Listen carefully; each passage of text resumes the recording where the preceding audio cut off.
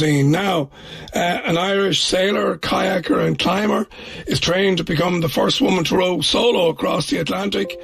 Dr. Karen Weekes is hoping to travel 3,000 miles from La Gomera in the Canaries to Antigua in the Caribbean, and she joins me on the line now. How are you, Karen?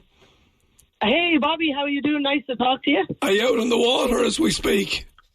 Yeah, I was out for a sunrise row this morning, so I was out for a few hours, and I've just come back to the mooring about 10 minutes ago, so I'm tied up here now in Ballyvaughan Harbour chatting to you. It's a beautiful morning. All right, well, it's a long way from Kilkenny to Antigua, as they say, so what has brought you on this journey? Why is the big question? Why are you doing this? Well, I've done a lot of endurance trips and journeys before, Bobby. So I've cycled solo across Canada, and I cycled as a pair across America, and cycled from Alaska down to San Francisco, and done other, we kayaked around Ireland and stuff. So I think this is just really the next step. It's the next logical step. I wanted to row across the Atlantic for about 5 or 6 years now.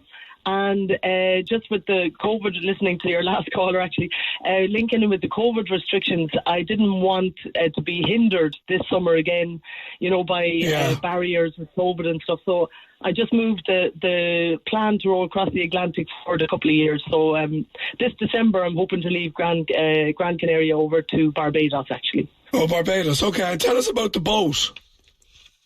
So I'm in the boat now. We just picked her up on last Friday and launched her yesterday. She's an Rannoch. It's an R25. It's a beautiful boat. It's 24 foot.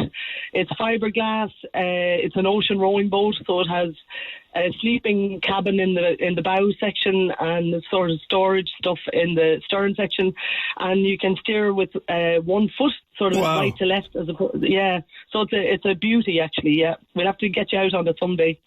And how many hours a day will you actually row when you're out at sea? Ultimately, I'll be aiming for 16 hours every 24 hours.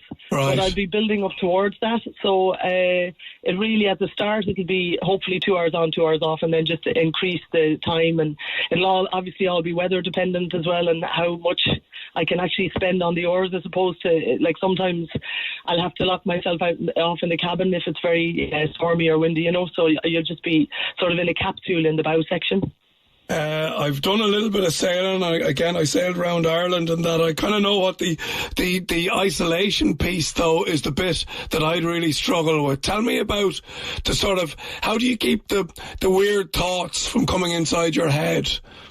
Well, my PhD actually was in sports psychology, and it was on the cognitive coping mechanisms of ultra-endurance athletes. So I was looking at K2 climbers and 100-mile plus runners. So I'll be using the tools that they taught me. I'll be using those, and I'll be listening to a lot of music, and I will have communication with land through WhatsApp, actually, funnily enough.